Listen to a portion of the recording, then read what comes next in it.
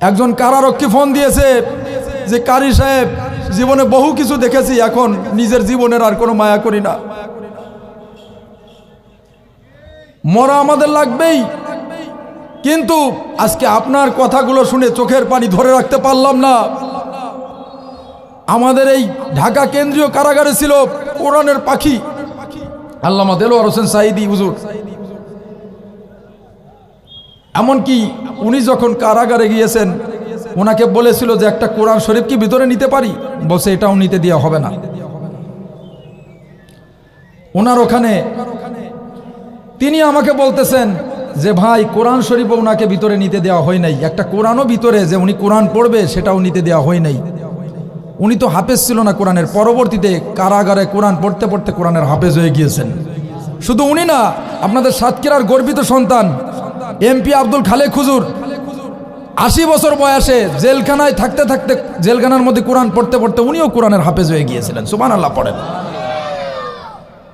বলছে শীতের রাত্রে হুজুর খুব কষ্ট করে, হুজুর বলেছিলেন আমি তো একাকী থাকি, যদি আমার সাথে একটা কোরআন দাও তোমরা, তাহলে ওই কোরআন তেলাওয়াতে আমি সমস্ত কিছু মহব্বত, দুনিয়ার সমস্ত মহব্বত বলে আমি আমার মালিকের সাথে কথা বলবো, আমি কোরআন তেলাওয়াত করব, আপন মনে আমার মালিককে শোনাবো। তো এটা যখন আমি শুনলাম, ওই কারারক্ষী বলল যে এটা যখন উনি শুনলেন, উনি আর নিজে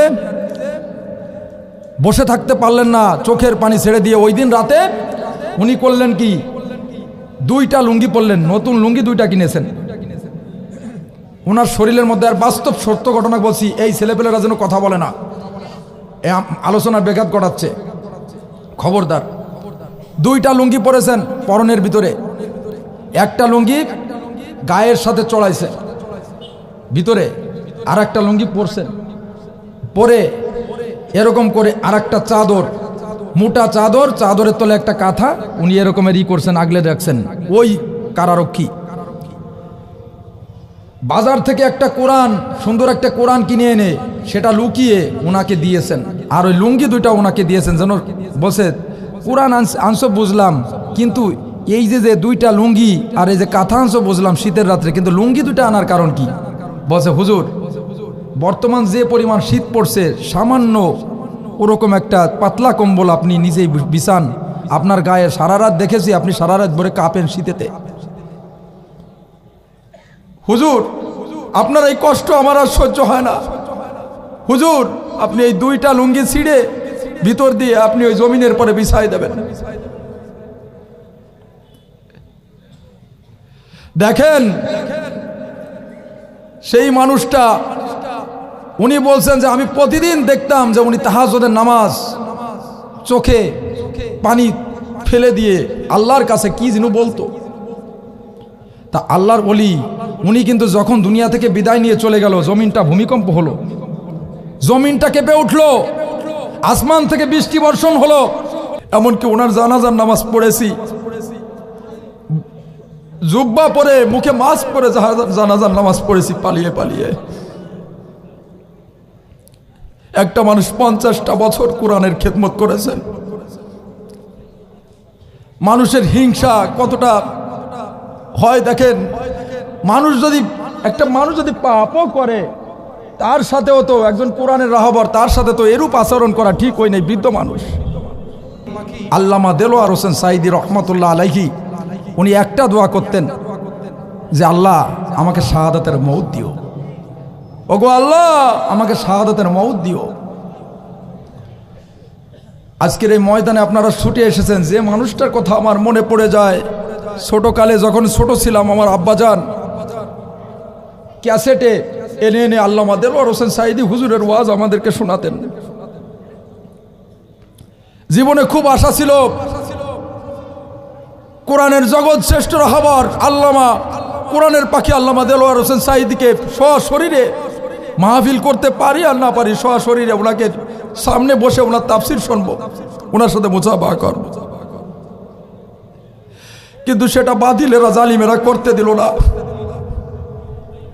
আমি মানিকগঞ্জ দরবারে একটা গিয়েছিলাম, মানিকগঞ্জের পীর সাহেব হুজুর ওই দিন বয়ান করতেছিলেন যে কোরআনের পাখি আল্লামা দেলোয়ার হোসেন সাঈদী দেখেন আপনারা হাক্কানি ওলি কিভাবে চিনবেন, বুঝবেন কিভাবে আপনারা?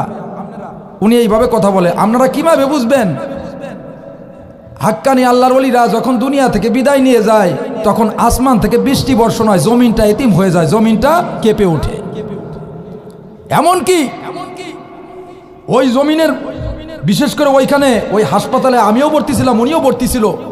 তখন আমি ওনার সাথে আমি ওনার কাছে যাব, ওনার সাথে একটু দোয়া নেব কি উনি নিজেই আমার কাছে এসে আমার কাছে দোয়া নিতে চলে আসছে। দেখেন আল্লাহর ওলিরা কতটা নমনীয় হয়। আল্লাহ বলছেন ওয়ালা তামশি ফিল আরদি মারহান ইন্নাকা লান তাখরিকাল আরদা ওয়া লান তাবলুগাল জিবালা তুলা। আল্লাহু আকবার। আমার জমিনে অহংকার করিস না। অহংকার করবি, অহংকার করে তো তুমি জমিনটাকে লাথি মাইরা বিদীর্ণ করতে পারবে না, মাউন্ট এভারেস্ট থেকে তুমি উঁচুতেও পৌঁছাতে পারবে না। আল্লাহ নবী বলেছেন ইয়াকুমুল হাসাদা ফা ইন্নাল হাসাদা ইয়াকুলুল হাসানাতি কামা তাকুলুন নারুল হাতাব। তুমি যত আমল করতেছো আমলের মধ্যে যদি বিন্দু মাত্র সরিষা দানা পরিমাণ যদি অহংকার রিয়া থাকে, সমস্ত আমল যেমন একটা অগ্নিকুণ্ড, তার ভিতরে কাঠ দিলে কাঠকে পোড়ায়া যেমন কয়লা করে দেয়, কামা তাকুলুন নারুল হাতাব, সমস্ত কাঠকে কয়লা বানায় দেয়, ঠিক তেমনি তোমার সমস্ত নেক আমলকে এই অহংকারের কারণে, দাম্ভিকতার কারণে আল্লাহ সব কাঠের মতো পোড়ায় কয়লা বানায় দেবে, ধ্বংস করে দেবে। সুবহানাল্লাহ। আল্লাহর ওলিদের সাথে আল্লাহর ওলিদের একটা যোগসূত্র আছে, সিনার সাথে সিনায় একটা মিল আছে। শুধু তাই নয়, শৈশবে আমাদের কোরআনের পাখি আল্লামা দেলোয়ার হোসেন সাইদি হুজুরের বাড়ির পাশে একটা মজমা হয়েছিল। ওনার চাচা ছিল ফুরফুরা শরীফের খাদেম, বিরাট খাদেম ছিল, ওনার বাবু খাদেম ছিল। তা ওই দিন ফুরফুরার যে বড় পীর সাহেব ওই দাদা হুজুর, উনি বলতেছিলেন যে তোমার ছেলেটা কই? ওই চাচাকে বলতেছিলেন, ওনার চাচাকে বলছেন তোমার ছেলেটা কই, নিয়ে আসো তো। বলছে হুজুর আমার ছেলেটা তো নাই এখানে, আমার ছেলেটা দূরে গেছে। তখন বলছে নাই মানে?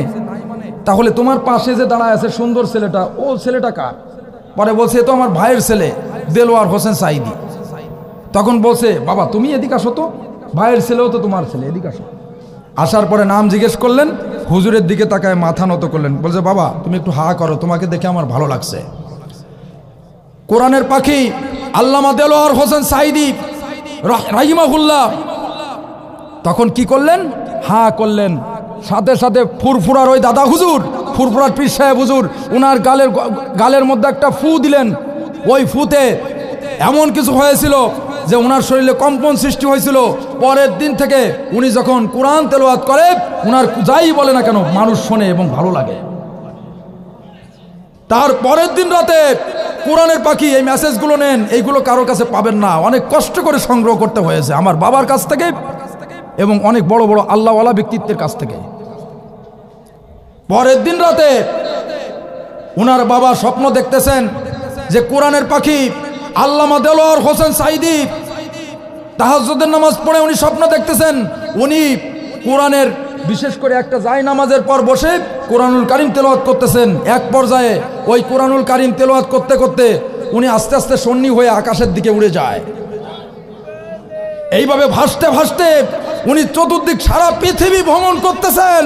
আর সারা পৃথিবীর যত মানুষ রয়েছে পঙ্গপালের মতো কোরআনের পাখি আল্লামা দেলোয়ার হোসেন সাইদি হুজুরের দিকে তাকায় আছেন।